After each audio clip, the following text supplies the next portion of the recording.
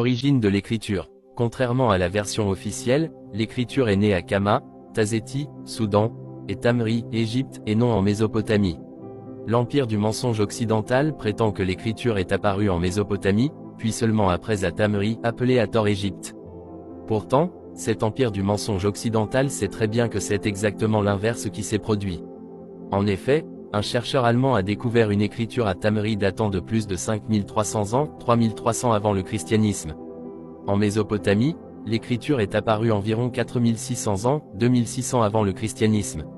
Mais aussi incroyable que cela puisse paraître, l'empire du mensonge occidental enseigne le contraire, cherchant ainsi à valider une origine mésopotamienne, asiatique ou nordique du savoir de Tamri.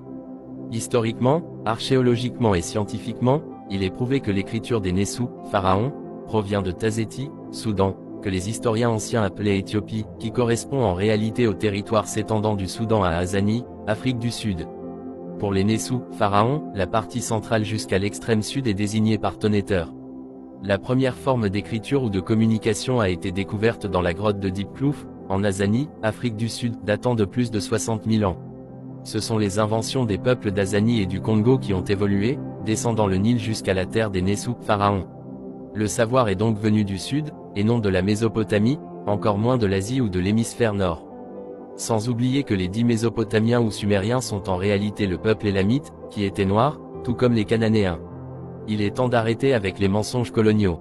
Au XVIIe siècle, lorsque l'Occident a découvert que la civilisation des Nessous, pharaons, était noire, de la même race que les Noirs du reste du continent. Ils ont constaté qu'ils ont utilisé ces mêmes peuples comme des objets, prétendant leur apporter la civilisation.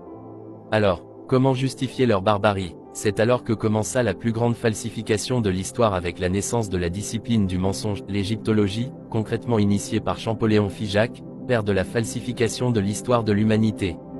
Contrairement à son frère cadet, Jean-François Champollion, qui était un savant honnête. À partir de là, Napoléon a rétabli l'esclavage.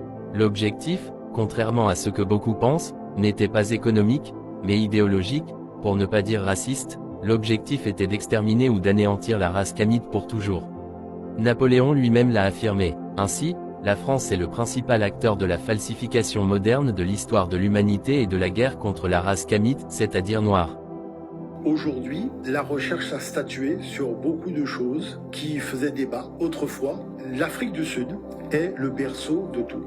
C'est-à-dire tout ce qui fait la cognition, tout ce qui fait partie de l'émergence de l'intelligence humaine, de l'apparition de cette réflexion scientifique, tous les spécialistes maintenant disent « Ok, l'Afrique du Sud l'a emporté ». Parce qu'avant, vous saviez, on voulait blanchir l'Égypte ancienne, Zimbabwe, on disait que c'était les mines du roi Salomon. Enfin, il y avait des théories scabreuses qui étaient inventées jusqu'à présent pour justifier tout ce qu'il y avait sur le continent africain. Là, l'Afrique, elle s'est vengée, c'est-à-dire elle a réglé les comptes, c'est l'Afrique du Sud. Est-ce qu'on peut voir d'ailleurs la première image? Si on peut déjà commenter ça, vous allez comprendre ce que je veux dire par là.